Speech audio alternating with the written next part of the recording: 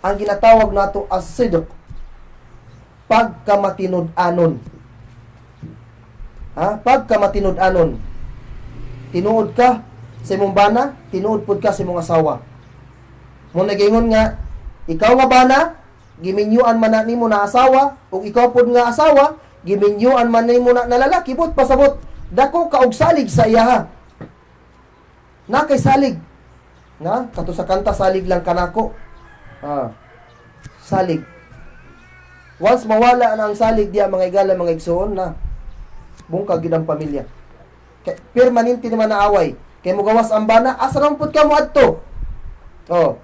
Unya, makaligo lang ang bana, ito na, kuwao na ang cellphone sa bana, tanaw din ang text. Kinsa man kini, maningag, good morning Han, na wrong send. Kinsa man ni si Han, wala din ang lalaki, na wrong send man na.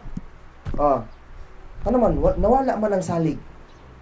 Mas kamo labaw kamo na mga ginikanan namo, mas labaw kamo og taas kamo kasinatian sa mo adiri, labi na pag-abot anang relasyon. Mas labaw taas kamo kasinatian ana. Wala lang may mas mayong good advisor sa ginikanan, di ba? Labi na kining mga bagong sugno nga sayo nga nangaminyo, mo na ato ang gina-advise sa ila nga wala gyud mas lain nga pinaka the best nga good advisor except sa to mga ginikanan. Kay mas taas man gud sila kasinatian pag-abot sa kanang kaminyoon ba. Ang ato adre is pandayon nato to nga relasyon pinagi sa Quran ug Sunnah. So kinanglan naa ang salig. Ayaw niyo wag tanga ang salig. Ayaw pud kayo kanang sobraan kasilos. Normal man na. Normal na sa tao naa ang pagselos. Naa man gid na. Dili man tahayop, dili ta baboy.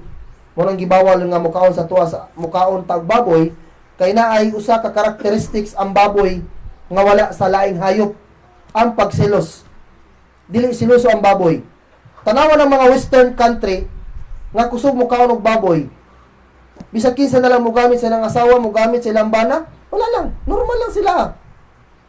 Epekto na nila, nakuha nila ang batasan sa baboy. I-try ninyo ikulong ang baboy og laing hayop. Tanawang kabayo magsinipaay gani kisay mo nagpatong. Diba? Ang kanding, ang kabaw, magsinuwagay na. Pero ang baboy, bahalag mo patong ka diya, siya pakialam. Mauna siya mga igala, mga igsoon. Naa ang pagsilos, dili na mawala. Normal na siya. Pero kinala naa ang salig diha. Ikaw po nga lalaki, ikaw po nga babae, ayaw pagbuwat og butang nga magduda sa imo ang imong partner.